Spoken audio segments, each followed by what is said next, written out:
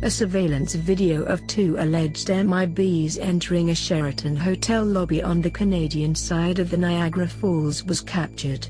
According to an investigation conducted by the Aerial Phenomenon Investigations team, the alleged MIB entered the hotel on May 15, 2009, and asked to see the general manager, who, with a fellow employee working security for the hotel, had witnessed a triangle-shaped UFO fly slowly and silently over the hotel 7 months earlier, on the night of October 14, 2008.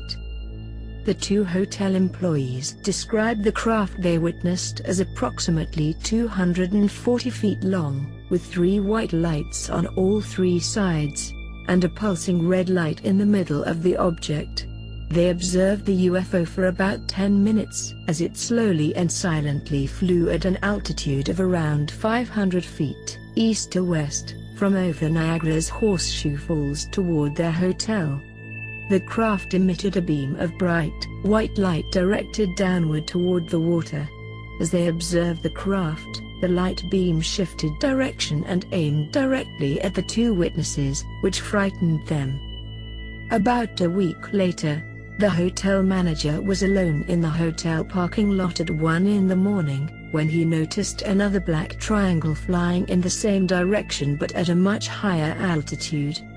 About 7 months after the two sightings, on May 15, hotel employees reported a disturbing experience when 2 men, who looked and dressed identically in black trench coats and hats, entered the hotel lobby and asked to speak with the hotel manager. They approached the hotel bellman, who told the 2 extremely odd-looking men that the manager was not working that day. The bellman said the 2 men appeared to not believe him and began walking around the hotel, looking for the manager. When the bellman returned from some work tasks, the 2 men were gone. The hotel manager returned to work the next day, and the bellman took him aside to tell him what had happened and how he felt freaked out by the encounter with the 2 men, who he described as extremely pale, tall and identical in looks and dress, including matching hats and trench coats. Skeptical, yet alarmed, the manager went to the hotel's security office and examined surveillance tapes of the previous day. He located the images of the 2 men entering the hotel lobby.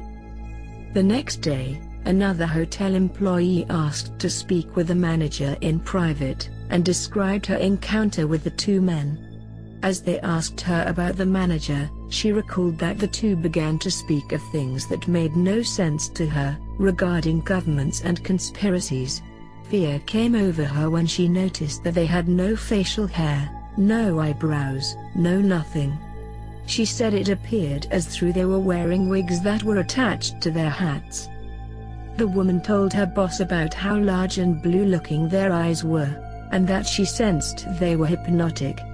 As she continued to describe her experience, she became upset, crying as she explained how she felt that the 2 men were somehow able to read her mind about the manager, to the point that she tried to block thoughts of him. She also was disturbed by how the 2 men never blinked, not once. API closed their investigation of the UFO sightings and the subsequent MIB encounter as unresolved. API's credibility has been under attack for publishing the alleged case.